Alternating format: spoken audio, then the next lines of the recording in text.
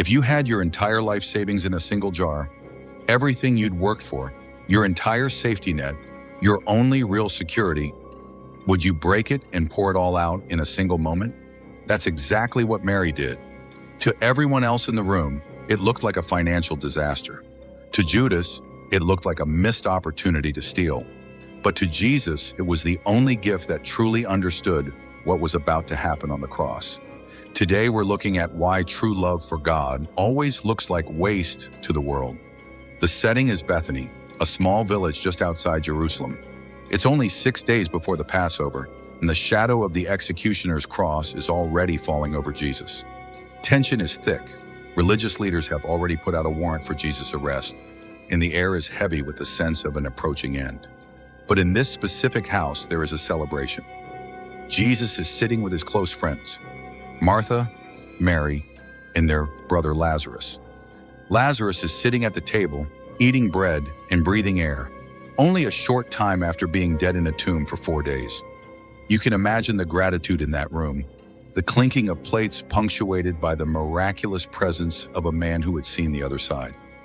Martha is doing what Martha does best. She's serving, expressing her love through hospitality. But Mary is about to offer a different kind of service, one that would be remembered for as long as the gospel is told. John 12 tells us that Mary took about a pint of pure nard, an incredibly expensive perfume, and she didn't just sprinkle a few drops on Jesus.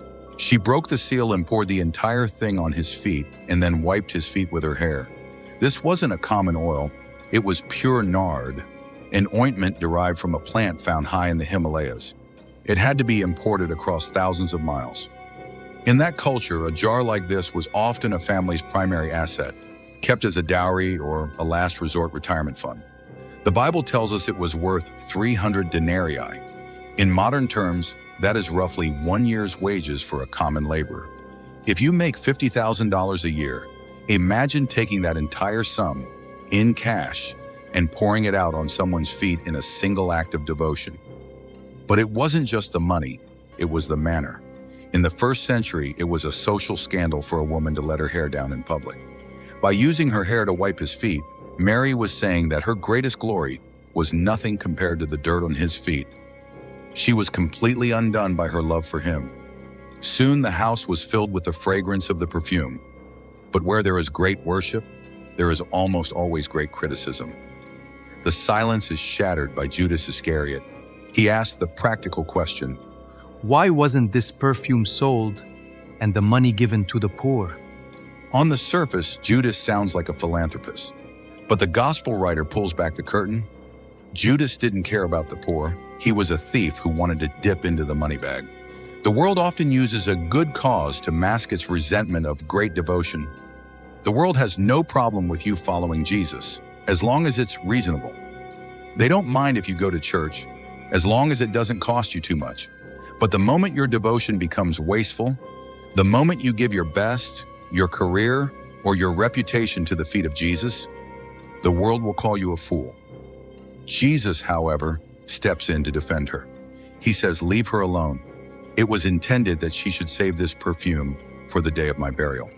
While others argued about status, Mary was the only one who realized that Jesus was actually going to die. She wasn't just giving a gift, she was anointing a king for his grave. Jesus' response tells us something vital.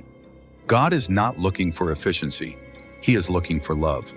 Worship isn't a utility, it's a relationship. Mary understood that you cannot outgive the one who is about to give his very life for you. As you look at your own life, is there any part of your devotion that looks like waste to the world? Maybe it's the time you spend in prayer or the career you gave up to serve. The world will always tell you that you're doing too much, but remember the fragrance that filled the house. When we pour out our lives at the feet of Jesus, it releases a scent that lingers. Don't be afraid to be wasteful with your love for him. Thank you for joining us for Bible Story Time.